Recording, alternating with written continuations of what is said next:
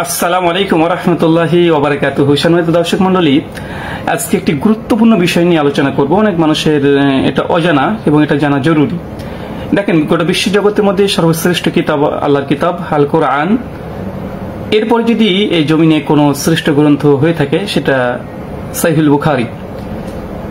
তো এই কথা সত্য যে কোরআন মাজিদের যতগুলো ব্যাখ্যা তাফসীর গ্রন্থ লেখা হয়েছে, আলহামদুলিল্লাহ সহিহুল বুখারীরও সর্বাধিক ব্যাখ্যা গ্রন্থ পৃথিবীতে রচনা করা হয়েছে।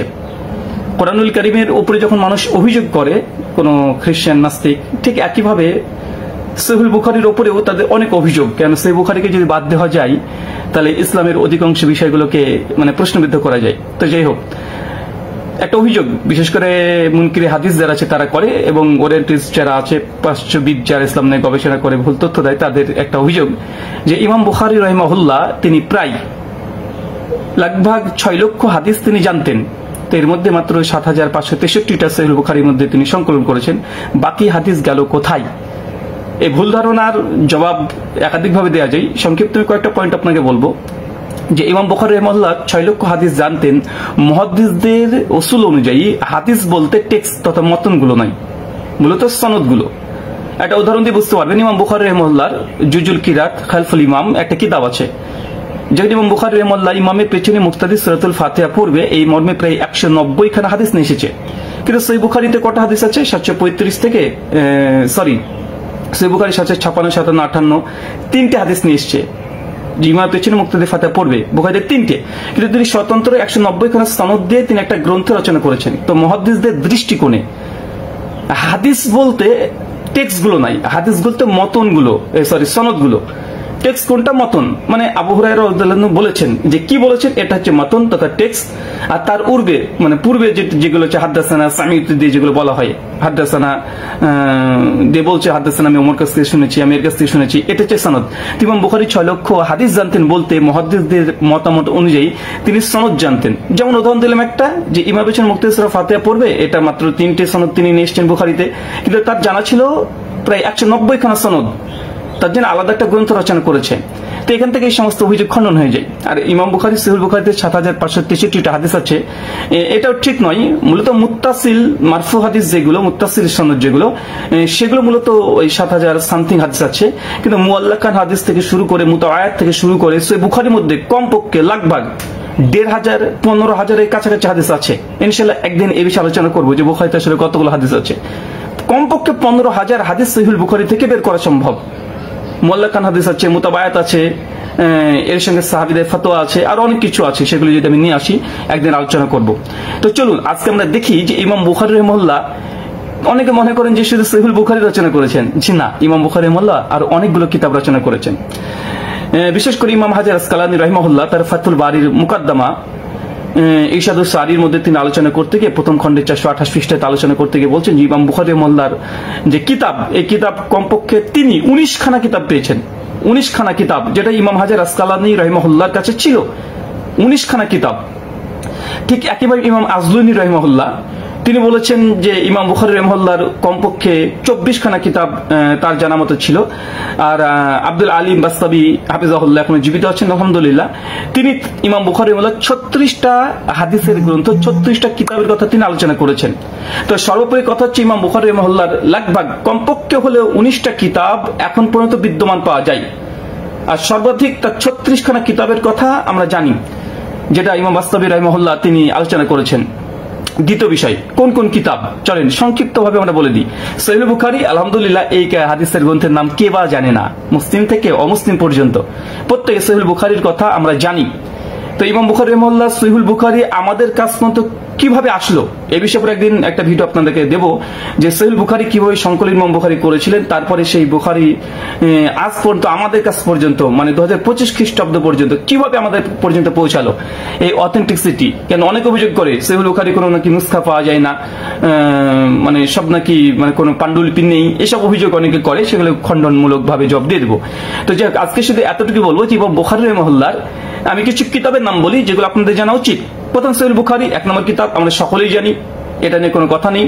দ্বিতীয়, ইমাম বুখারী রাহিমাহুল্লাহর আরো কিছু কিতাব, যেমন তারিখুল কবির। ইমাম বুখারী রাহিমাহুল্লাহর বয়স যখন 18 বছর, সেই সময়তে তিনি সহিহ বুখারীর পূর্বেই তিনি তারিখুল কবির গ্রন্থ রচনা করেছিলেন।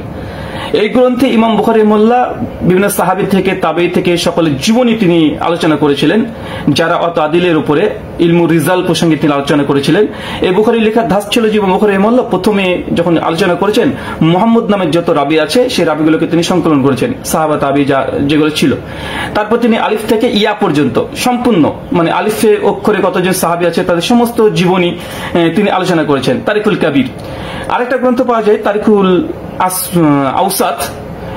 কিছু কিছু ওলামারা বলেছেন তারিকুল আওসাত মূলত তারিকুল সাগির, যেটা আমাদের কাছে মানে পর্যন্ত পৌঁছেছে। আরেকটা পয়েন্ট আপনাকে বলে দিই, সবচেয়ে মজাদার কথা আলহামদুলিল্লাহ যে ইমাম বুখারী রাহিমাহুল্লাহ তারিকুল কাবির এই গ্রন্থ সর্বপ্রথম ছাপানো কোথায় হয়েছিল জানেন? কোথায় ছাপানো হয়েছিল? সেটা হচ্ছে ইন্ডিয়াতে, ভারতের যে জায়গাতে সর্বপ্রথম তারিকুল কাবির ইমাম বুখারী ছাপিয়েছিল সেটা দারিয়াতুল মাআরিফ হায়দ্রাবাদ থেকে ছাপানো হয়েছে। আলহামদুলিল্লাহ ইমাম বুখারীর প্রথম কিতাব সেটা সহিহ বুখারীর তারিকুল কাবির, এটা ছাপানো হয়েছিল দারিয়াতুল মাআরিফ হায়দ্রাবাদে অবস্থান। এখান থেকে প্রথম তাহকিক করে তার নুসখাকে ছাপানো হয়েছিল। আচ্ছা, ইমাম বুখারী রাহিমাহুল্লাহর দ্বিতীয় যে কিতাব যেটাকে আমরা একটু আগে বললাম তারিখ আওসাত, এই গ্রন্থকে মুহাদ্দিসগণের পরিভাষা বা আমাদের কাছে যে নুসখা এসেছে এটা হচ্ছে তারিকুস সাগির নামে, যেটা তারিকুস সাগির, এটা ইমাম বুখারী রাহিমাহুল্লাহর আরেকটি কিতাব। এটাও আলহামদুলিল্লাহ এলাহাবাদ থেকে ভারত থেকে প্রথম ছাপানো হয়েছিল ইমাম বুখারীর এই কিতাবকে প্রথম। তারপর পৃথিবীর বিভিন্ন বৈরুত থেকে, মিশর থেকে, লেবানন থেকে, বিভিন্ন জায়গাতে এ থেকে প্রকাশ করা হয়েছে। কিন্তু ইমাম বুখারী রাহিমাহুল্লাহর দুটো বিখ্যাত গ্রন্থ তারিকুল কাবির এবং তারিকুল সাগির প্রথম ভারত থেকে ছাপানো হয়েছে, একটা এলাহাবাদ থেকে আর একটা হায়দ্রাবাদ থেকে। আচ্ছা, ইমাম বুখারীর চতুর্থ আরেকটি কিতাব আমরা বললাম সহিহ বুখারী, তারিকুল কাবির, তারিকুল সাগির। আরেকটা হচ্ছে 3 নম্বর কিতাব হচ্ছে আল জামিউল কবির।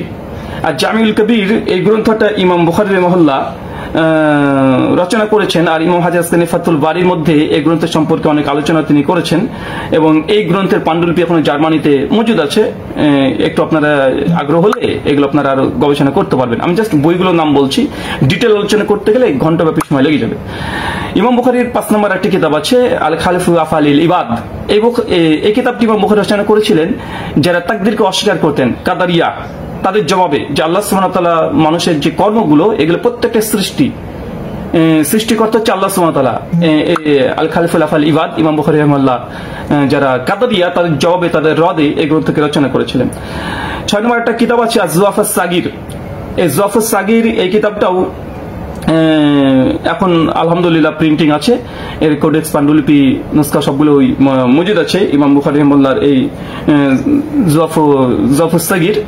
আর ইমাম যাহাবী রাহিমাহুল্লাহ তার মিজানুল ইতিদালের মধ্যে থেকে যেটা বোঝা যায় যে ইমাম যাহাবীর কাছে এই গ্রন্থটা ছিল, কেন তিনি অনেক রেফারেন্স কোট করেছেন যুআফাস সাগীর এবং যুআফাস কাবির থেকে।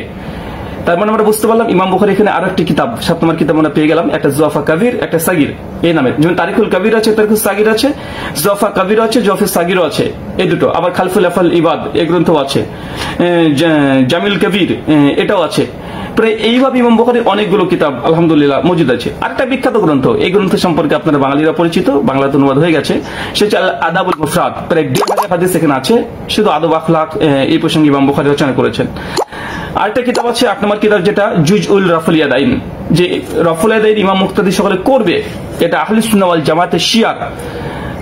তিনি এই পক্ষে তিনি স্বতন্ত্র গ্রন্থ রচনা করেন, তিনি জুজুল রাফুল ইয়াদাইন নাম দিয়ে বইটা প্রিন্টিং, তার পাণ্ডুলিপি, কোডেক্স অনেক কিছু আছে। এই বইটার অনেক তাহকিকও পাওয়া যায়। সবচেয়ে ভালো যদি তাহকিকের নাম বলতে হয় বাদউদ্দিন শাহ রাশিদ রাহিমাহুল্লাহর তাহকিক পাওয়া যায়। হাফেজ জুবাইর আলী জাই তিনি তাহকিক করেছেন, আরো বিশ্বে অনেকে তাহকিক করেছেন, তবে আমি ইন্ডিয়ান পাকিস্তানের দুজনের নাম বললাম। আচ্ছা, ইমাম বুখারীর একটা কিতাব আছে 9 নম্বর কিতাব জুজুল কিরাত খালফাল ইমাম। ইমাম পেছনে মুক্তাদি ফাতিহা পড়বে এই মর্মে প্রায় 190 খান হাদিস তিনি এই গ্রন্থ রচনা করেছেন। ইমাম বুখারীর আরেকটি কিতাব আছে 10 নম্বর কিতাব আল মাসনাদুল কবির, আল মাসনাদুল কবির তাফসিরুল কবির নামে পরিচিত। এই গ্রন্থ ইমাম বুখারী রাহিমাহুল্লাহ রচনা করেছেন। আরেকটা গ্রন্থ আছে আসামিস সাহাবা, এখানে ইমাম বুখারী রাহিমাহুল্লাহ শুধু সাহাবা রাদিয়াল্লাহু আনহুদের জীবনী রচনা করেছেন, তাদের জীবনী, তাদের ঘটনা, সাহাবীদের। আরেকটা কিতাব আছে কিতাবুল বিহরান। এই গ্রন্থটা খুব চমৎকার গ্রন্থ। এই বুখারী রাহিমাহুল্লাহ এই কাজটা সর্বপ্রথম করেন, সেটা হচ্ছে মানে কোন সাহাবী যে সাহাবীগুলো একটাই হাদিস বর্ণনা করেছে এই সমস্ত হাদিসগুলো নিয়ে ওই সাহাবীদেরকে নিয়ে একটা স্বতন্ত্র গ্রন্থ রচনা করেছেন ইমাম বুখারী প্রথম। তো এখান থেকে বোঝা যায় যে ইমাম বুখারী রাহিমাহুল্লাহ এই কিতাবুল বিহিদানের মধ্যে একজন সাহাবী, একটা হাদিস যেসব সাহাবীরা মানে বর্ণনা করেছে তাদের নাম তিনি উল্লেখ করেছেন। আর হচ্ছে কিতাবুল মাবসুত, এই গ্রন্থটা খুব বিখ্যাত এবং ইমাম বুখারী রাহিমাহুল্লাহ এটা সহিহ বুখারী রচনার পূর্বেই তিনি এই গ্রন্থ রচনা করতে শুরু করে দিয়েছিলেন এবং বিশেষ করে ফিক সংক্রান্ত বিষয়গুলোকে তিনি জমা করেছিলেন এবং তিনি এর ভিত্তিতেই হাদিসগুলোকে সংকলন করেছিলেন, কিতাবুল মাবসুত। আর একটা হচ্ছে কিতাবুল কুনা, এটা চমৎকার বই যারা ইলমুর রিজাল নিয়ে পড়াশোনা করতে চান। মানে অনেক সময় দেখা যায় হাদিস তাহকিক করতে গিয়ে রাবীদের নাম এক সেম হয়ে যায়, সেম রাবির নাম এক হয়ে যায়, তাদের যে মানে কুনিয়াত মানে তাদের উপনাম সেটাও সেম হয়ে যায়।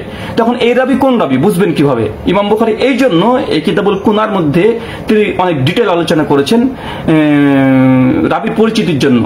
যে নামও যদি এক হয়ে যায় এবং তার যদি কুনিয়াত মানে তার উপনামও যদি এক হয়ে যায় তাহলে চিনবো কিভাবে, তিনি অনেকগুলো তথ্য এখানে ডকুমেন্টস দিয়েছেন। বিশেষ করে তাদের সাজারা বর্ণনা করেছেন, তার সিলসিলা, তার নাম, তার বাবার নাম, কোথায় জন্ম কোথায় মৃত্যু, যে রাবিকে আপনি স্বতন্ত্রভাবে চিনতে পারেন যে এই রাবি কোন রাবি, নচেত এটা খুব মুশকিল হয়ে যায়।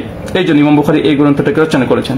তো প্রায় আপনাদের কাছে আমি 14খানা হাদিসের গ্রন্থের নাম উল্লেখ করলাম যেটা ইমাম বুখারী রাহিমাহুল্লাহ তিনি স্বয়ং রচনা করেছেন এবং সেগুলো কিতাবগুলো এখনো আছে এবং উলামাগণ এখান থেকে ফায়দা হাসিল করছে।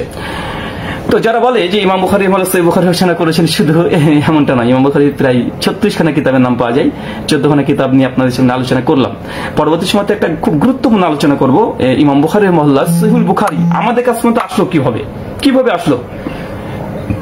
সংক্ষিপ্তভাবে ইমাম বুখারী রাহিমাহুল্লাহর এই সহিহুল বুখারী আমাদের কাছে আসার জন্য যে পরিশ্রম, যে খাটনি, এটা আপনাদের জানা অতীব জরুরি। কারণ বুখারী, সহিহুল বুখারী পড়ছেন কিন্তু তার ব্যাপারে জানবেন না, এটা একটা কেমন হয়ে যায়। তো ইনশাআল্লাহ সহিহুল বুখারী আমাদের কাছ পর্যন্ত আসলো কিভাবে এ বিষয়ে বিস্তীর্ণ একটা ভিডিও করব। আশা করি এই ভিডিও থেকে আপনি অনেক ইলম হাসিল করতে পারবেন এবং সহিহ বুখারীর উপরে যে মুহাব্বত, ভালোবাসা, এটা আপনার আরো বাড়তে থাকবে। ধন্যবাদ। আজকে এখানে শেষ করছি। ওমা আলাইনা ইল্লাল বালাগ। আসসালামু আলাইকুম ওয়া রাহমাতুল্লাহি ওয়া বারাকাতুহু।